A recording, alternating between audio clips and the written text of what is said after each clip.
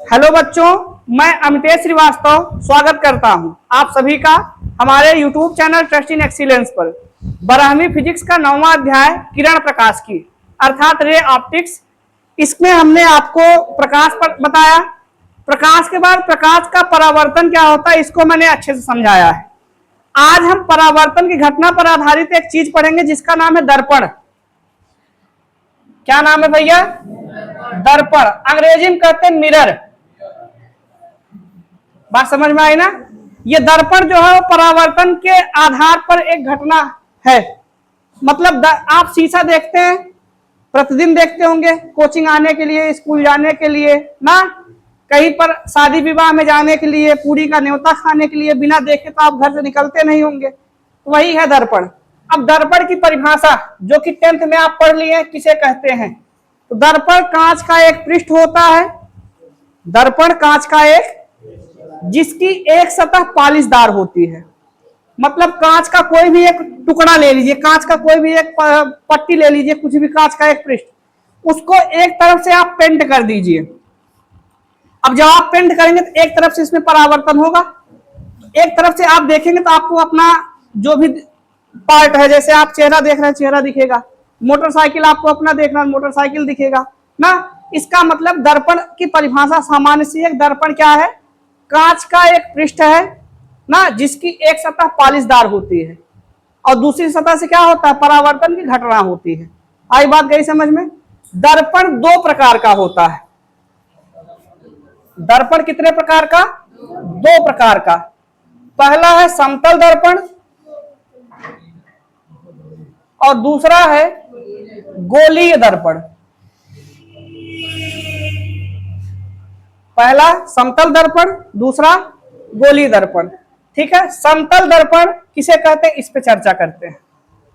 तो कांच की एक पट्टिका या कांच का एक प्लेट, जो एकदम प्लेट तो आप समझते ही हैं, कांच का एक प्लेट हो और इसको एक तरफ से आप पेंट कर दीजिए, कलई कर दीजिए, जो भी आपको करना हो, तो इसी को हम कहते हैं समतल दर्पण।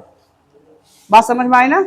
कांच के प्लेट के का कोई टुकड़ा जिसकी एक सतह पॉलिशदार हो और दूसरी सतह से क्या हो? परावर्तन की घटना हो, उसे कहते हैं समतल दर्पण। बात समझ में आई? अब समतल दर्पण की कुछ विशेषता उसको सीखिएगा। समतल दर्पण की विशेषता यह है, अगर आप समतल दर्पण के सामने खड़े हो जाए,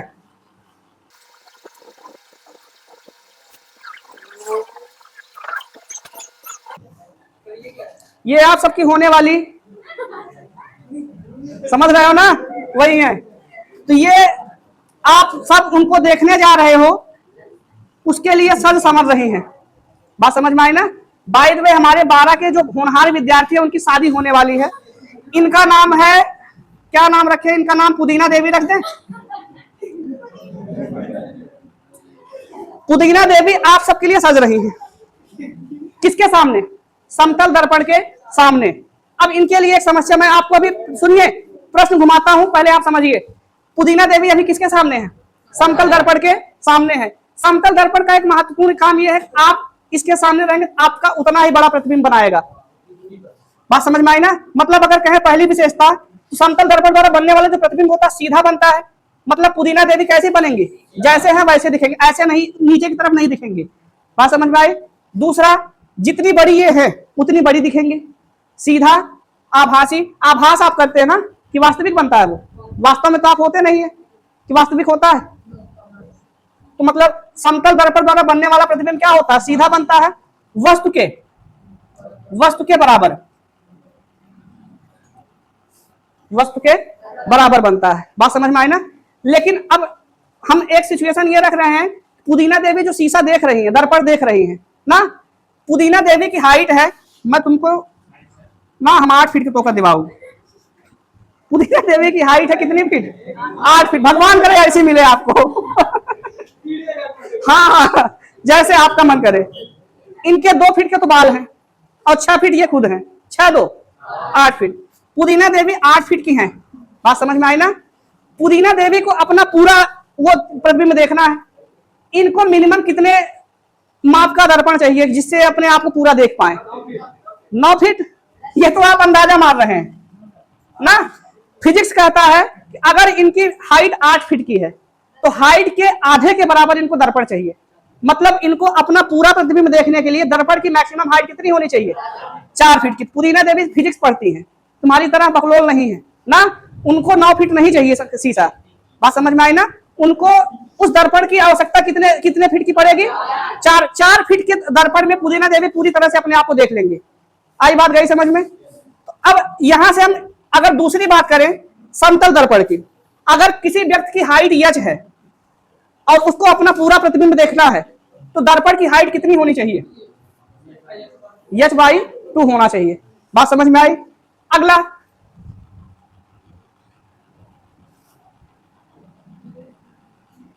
आप पहुंचने वाले थे 5 बजे, बात समझ में आई, देखने के लिए, और आप पहुंच गए 3 बजे।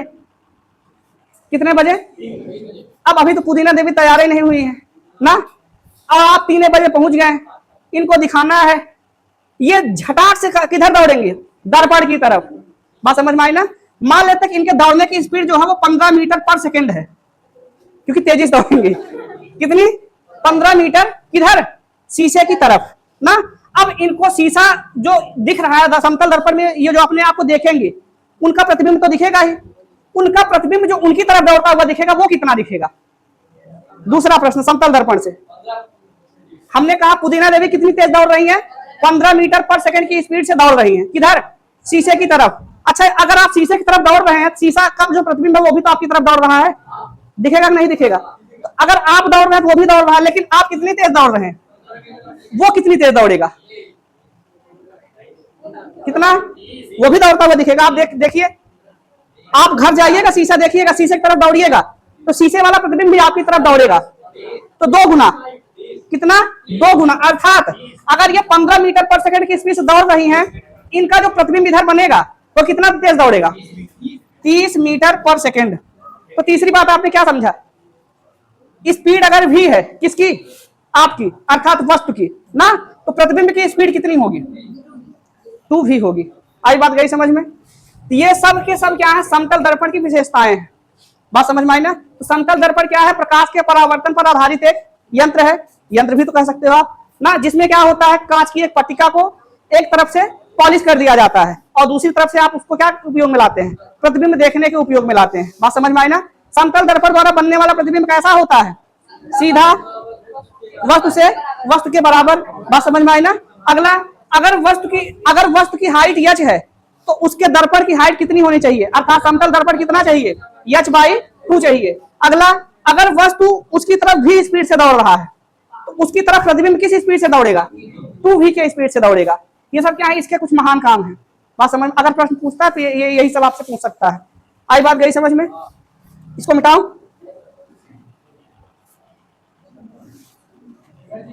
हाँ भैया,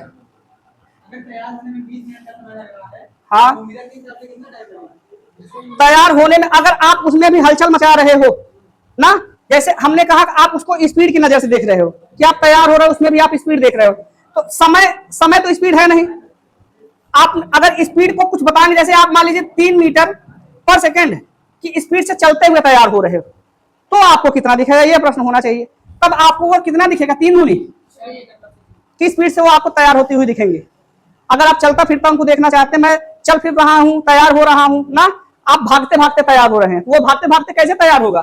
6 मीटर पर सेकंड की स्पीड से तैयार होगा। आई बात गई समझ में? ये है समतल दर्पण। ठीक है।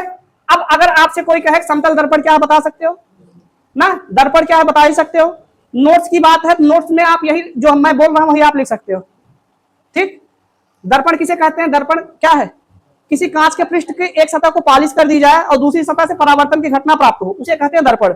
कितने प्रकार का होता है? 2 प्रकार का। समतल दर्पण कांच की किसी पट्टिका की एक तरफ की सतह पॉलिशदार हो, दूसरी तरफ प्रकाश का परावर्तन हो, उसे कहते हैं समतल दर्पण। अब आते हैं गोली दर्पण। गोली दर्पण का मतलब कोई कांच का एक गोला ले लीजिए, अब कांच के गोले को पॉलिश करना है। देखिए, पॉलिश आप ऐसे भी कर सकते हो, इसका मतलब और पॉलिश अंदर से भी कर सकते हो। बात समझ में आई ना? पॉलिश करने के 2 स्टाइल है इसमें, या तो अंदर से या तो बाहर से, इसलिए इसको 2 भागों में बांट दिया गया। अब इतना अगर काट दे और इसमें से इतना काट दे, है तो भाई गोली दर्पण का ही हिस्सा। बात समझ में आ रही है? इसका मतलब गोली दर्पण जो होता है, गोली खोखले गोले का एक हिस्सा होता है जिसकी एक सतह क्या की गई होती है, पॉलिश की गई होती है। अब कौन सी सतह पॉलिश करने पर क्या बनेगा वो उसके प्रकार में आ जाता है। तो गोली दर्पण दो प्रकार का होता है, गोली दर्पण दो प्रकार का होता है। पहला है उत्तल दर्पण और दूसरा है अवतल दर्पण।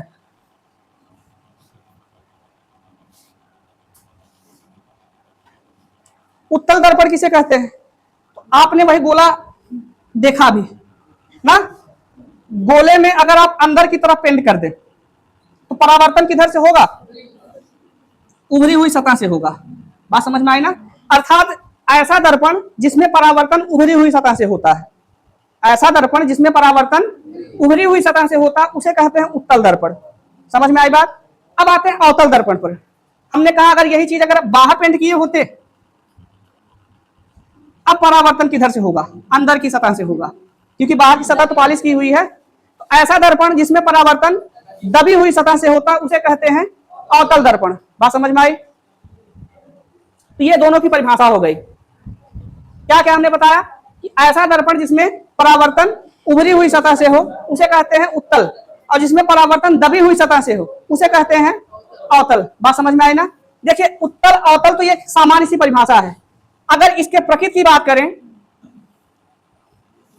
इसकी प्रकृति होती है अभिसारी, सॉरी सॉरी सॉरी अपसारी। क्या होती है? और अवतल दर्पण की जो प्रकृति होती है वो अभिसारी होती है। अब इसका अर्थ समझिएगा, अभिसारी और अपसारी है क्या। जैसे मैंने एक उत्तल दर्पण बनाया, अभी तो ये केवल दर्पण है ना, या ऐसे इधर से बनाऊं, ये दर्पण है, ठीक है। अगर मैंने अंदर की तरफ से पेंट कर दिया, अब ये कौन सा दर्पण बना, उत्तल बना। 10वीं की कुछ चीजें आप कॉन्सेप्ट में लाइए। बीचों बीच से एक लाइन गुजरती है जो इसको आधे आधे में बांट दे, इसको कहते हैं ध्रुव। बात समझ में आई ना? और ध्रुव से होती हुई जो लाइन जाती है उसे कहते हैं क्या, मुख्य अक्ष ना। इसी में मैं सारी चीजें समझाता हूं। मुख्य अक्ष समझ में आया, ध्रुव समझ में आया, समझ में क्या आपको आता है बस बता रहा हूं, ठीक है। अगर मैं इससे गोला बनाऊं तो ये गोला कुछ इस प्रकार से ऐसे इधर की तरफ बनता ना, ऐसे। इस गोले का जो केंद्र होता वही इसका वक्रता केंद्र कहलाता है। मान लेता हूं कि अगर आप इससे गोला बना तो गोले का केंद्र कहां आएगा, यहाँ। गोले का नाम, गोले के केंद्र का नाम क्या रख देना है, सी। सी को क्या कहते हैं, वक्रता केंद्र। वक्रता केंद्र किसे कहते हैं? तो गोली दर्पण जिस खोखले गोले का हिस्सा होता है ना, उसी के केंद्र को क्या कहते हैं, वक्रता केंद्र कहते हैं। आई बात गई समझ में? अभी मैं अपसारी पे आता हूं, पहले इतना चीजें ढंग से समझते रहिए। वक्रता केंद्र और ध्रुव के मध्य बिंदु को फोकस बिंदु कहते हैं। क्या कहते हैं?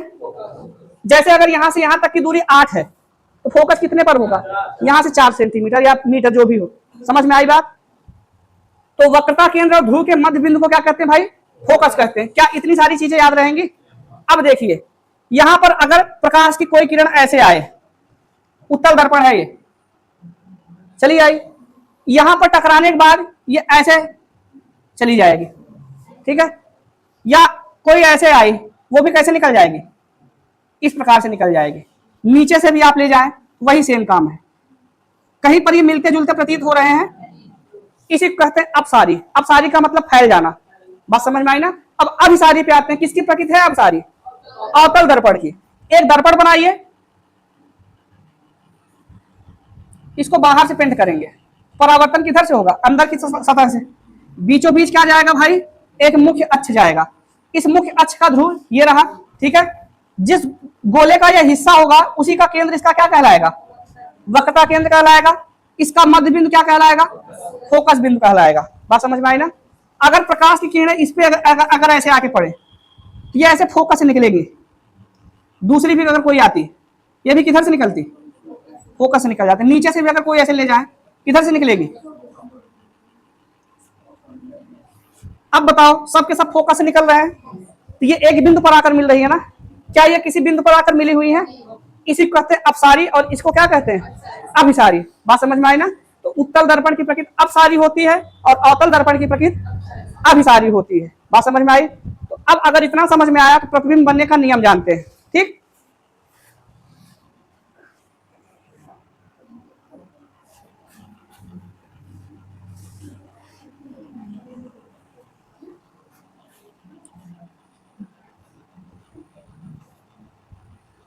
प्रतिबिंब बनने का नियम, प्रतिबिंब बनने का तो नियम के अंतर्गत देखिए आपको 4 चीजें बताएंगे। सबसे पहला है दर्पण अगर है तो अगर कोई दर्पण में जो किरण, प्रकाश की किरण है, प्रकाश किरण अगर मुख्य अक्ष के समांतर, चित्र के माध्यम से समझाऊं। नंबर 1, ये मुख्य अक्ष, ये दर्पण हमने कौन सा बनाया है, अवतल बनाया है। अगर प्रकाश की किरण मुख्य अक्ष के समांतर आ रही है ना, प्रकाश किरण किधर से आए, उसका काम है मुख्य फोकस से जाना अथवा जाते हुए प्रतीत होना। मुख्य फोकस से जाना अथवा मुख्य फोकस से जाते हुए, ये तो अवतल दर्पण है, इसमें तो चला जाएगा, मुख्य फोकस से ऐसे चला गया, जहां पर गया वो मुख्य फोकस है। समझ में आई बात। अगर नीचे से भी वही करते तो वही सेम काम होता, मुख्य फोकस से। अगर यही उत्तल दर्पण होता,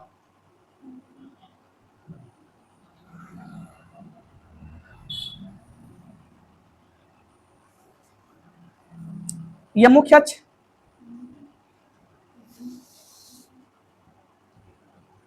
मुख्य अक्ष, अगर यहां पर ऐसे कोई किरण आके टकराए, हमने कहा उत्तल दर्पण के होने के नाते क्या होगा, अपसारित हो जाएगा, ये ऐसे जाएगा। क्योंकि हमें यहां पर प्रतीत करवाना है, ये कहां से होता हुआ प्रतीत करेंगे हम, मुख्य फोकस से। बात समझ में आई ना। ऐसे अगर ये नीचे से भी आता, निकलता ऐसे, लेकिन हम प्रतीत कैसे करवाते, इधर से। इसका मतलब कि अगर कोई प्रकाश की किरण मुख्य अक्ष के समांतर आके टकराए, या तो वो मुख्य फोकस पर मिल जाएगी, या तो मिलती हुई प्रतीत किसमें होगी, उत्तल दर्पण में। मिलेगी किसमें, अवतल दर्पण में। पहला नियम समझ में आया। इसे आप प्रतिबिंब बड़े आसानी से बना सकते हो। नंबर 2, अगर किरण फोकस से आ रही है, वो मुख्य अक्ष के समांतर हो जाएगी। उल्टा समांतर आई, कहां से निकली, फोकस से। अगर फोकस से निकालें, दर्पण से टकराने के बाद क्या होगी, समांतर। जैसे ये दर्पण है, ये इसका फोकस है, फोकस से हमने एक किरण ऐसे निकाला, इस पर टकराया। बताइए टकराने के बाद काम क्या है, समांतर हो जाना। बात समझ में आई ना। यहां से अगर ऐसे टकराया, टकराने के बाद काम इसका क्या है, समांतर हो जाना। समझ में आई बात। अगर यही उत्तल दर्पण कर दिया जाए,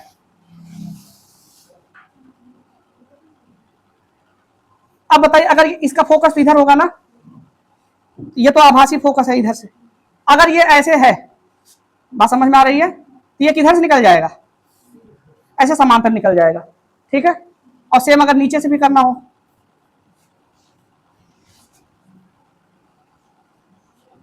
बात समझ में आई भैया। इसका मतलब कि मुख्य अक्ष के समांतर आने वाली किरण मुख्य फोकस से मिलती है या प्रतीत होती है मिलती हुई। दूसरा, मुख्य फोकस से जाने वाली किरण परावर्तन के पश्चात मुख्य अक्ष के समांतर हो जाती है। बात समझ में आई ना। तीसरा,